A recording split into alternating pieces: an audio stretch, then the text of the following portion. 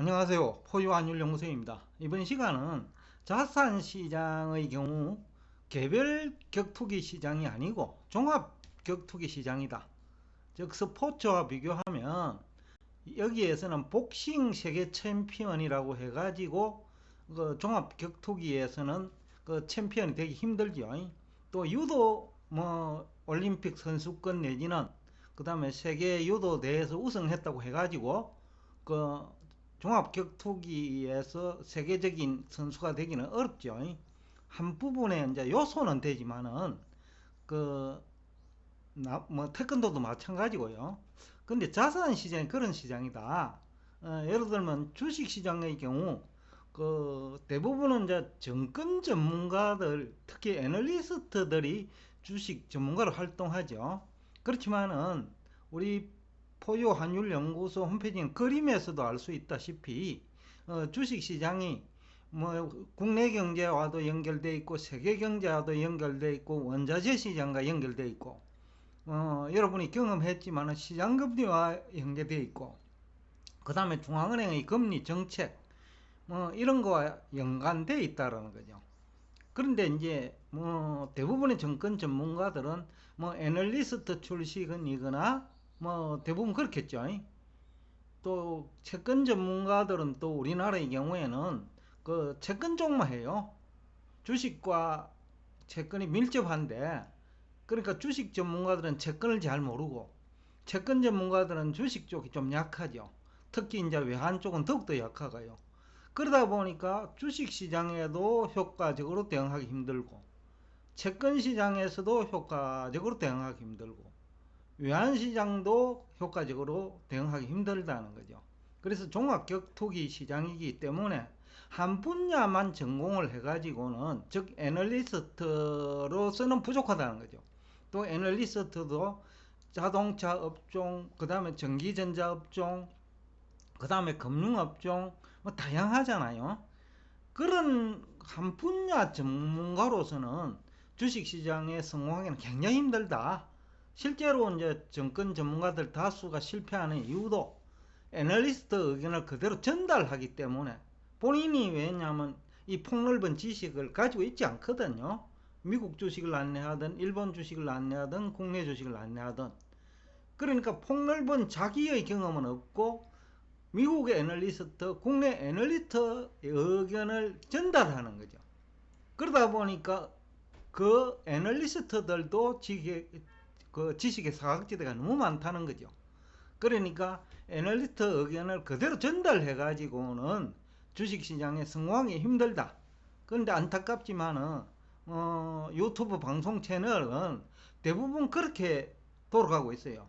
정권 전문가로 해가 나오고 애널리스트로 해가 나오고, 또 거시경제 하시는 분들은 언제 외환도 해보지도 않았고 통화금융정책도 해본 사람도 없고, 그러다 보니까 지식의 사각지대가 너무 많다는 거죠. 그래서 주식시장도 많은 관련 분야에 대한 직접적이고 간접적인 경험을 다 해봐야 되는데 대부분의 경우는 그 경험이 없죠. 그래서 이제 실패하는 가장 중요한 이유다. 채권시장도 마찬가지죠. 채권시장도 회사채 시장이 있고 그 다음에 국공채 시장이 있고 금융채 시장이 있고 그 다음에 회사채도 A 등급, B 등급, 또 정크본드 시장, 이렇게 다양하게 있는데 이 모두가 어떻게 보면 기업의 실적을 반영하고 있거든요. 그럼 기업의 실적은 실물경제 활동에서 결정되죠. 또 환율을 어떻게 받아들이느냐, 환율 전망을 어떻게 대응하느냐에 따라서도 또 기업의 실적 달라지죠. 또 국채도 마찬가지예요.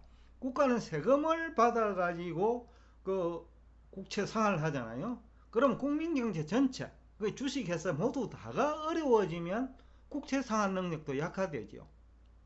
또 외환시장이 망가지더라도 2021년 이후와 마찬가지인데, 며칠 전에 우리 대표님이 자기가 지금 수출입을 오랫동안 했는데 2021년부터 2022년 5월 6월까지처럼 이렇게 지속적으로 환율이 오르는 경우는 거의 없었다. 옛날 외환위기 때도 뭐 어느 날 갑자기 급등을 했었지 꾸준히 이렇게 상승하지는 않았다라는 거죠.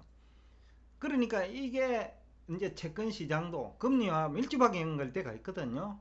그 회사채 금리는 또 외환시장과 밀접하고 또 실물 경제라고 하면 이제 국가 경제도 있는데 중국 경제와 밀접하게 연결돼 있고, 왜냐면 기업이 중국에 대한 수출도 하지만은 중국에서 원자재도 수입해가 생산을 하거든요.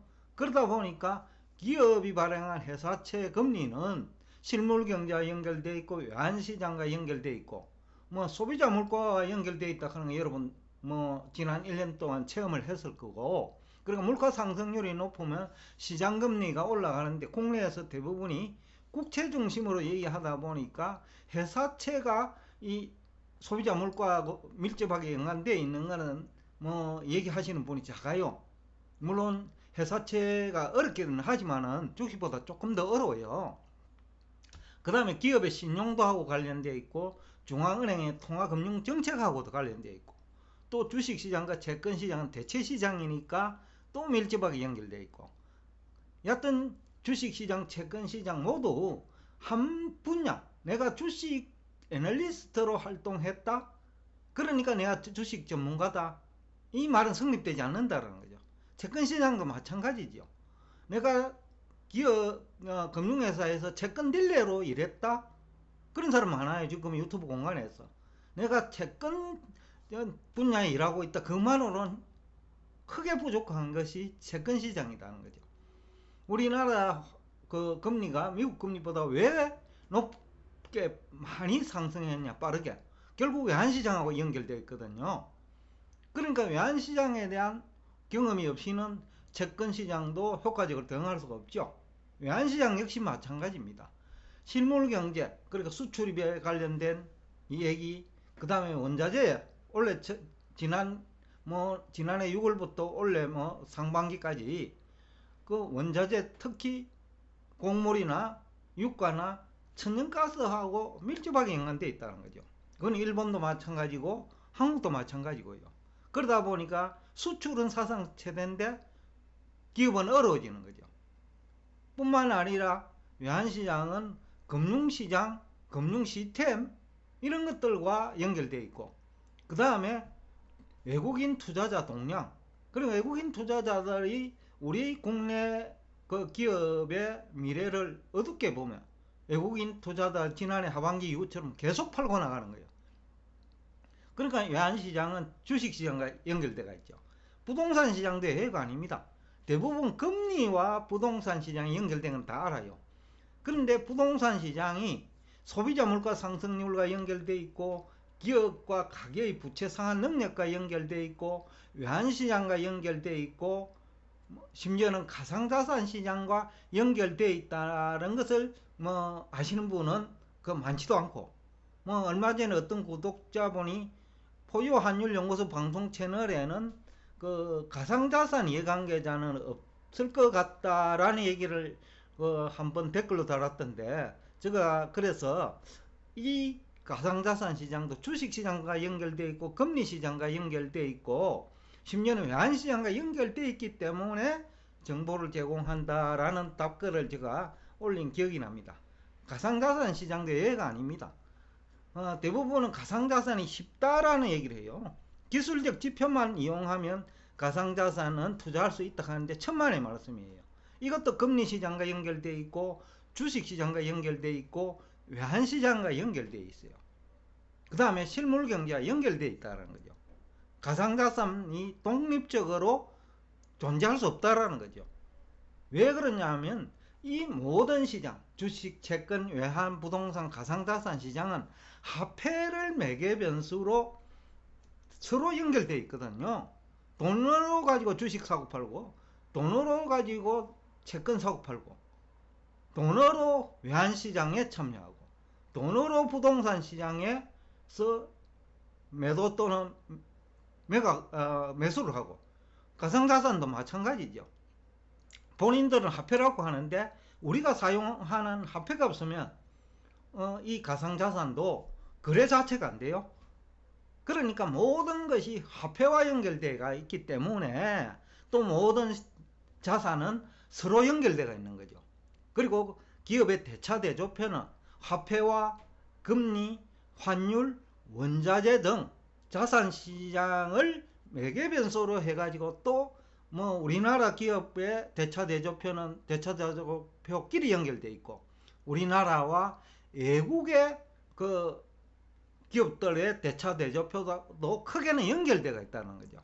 그래서 이래 그 어떤 주식이든 채권이든 외환이든 부동산이든 종합적인 사고 능력이 없으면, 뭐 얼마 전에 뭐 저 지인이 얘기하더라고요. 유연한 사고를 가져야 되는데 그렇지 못했다라는 얘기를 하더라고요. 근데 유연한 사고를 가지려고 하면 이 관련 분야 모두를 다 할 때 유연한 사고가 나오는 거거든요.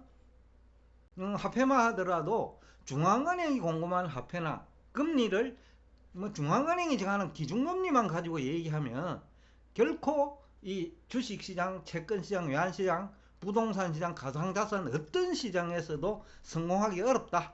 그렇기 때문에 종합적 격투기 시장이다. 그러므로 그 관련 분야 무술은 모두 다 알아야 종합격투기에서 성자가 될 수 있다는 거죠. 그래서 오늘 하고자 하는 얘기는, 이번 기회에 포유환율연구소 홈페이지에 있는 이 그림이 결국은 관련 분야가 이렇게 많고, 이 분야를 모두 다 알아야 주식이라도 성공적으로 할 수 있고 채권도 성공적인 결실을 얻을 수 있다. 외환도 마찬가지고 부동산 역시 예외가 아니다.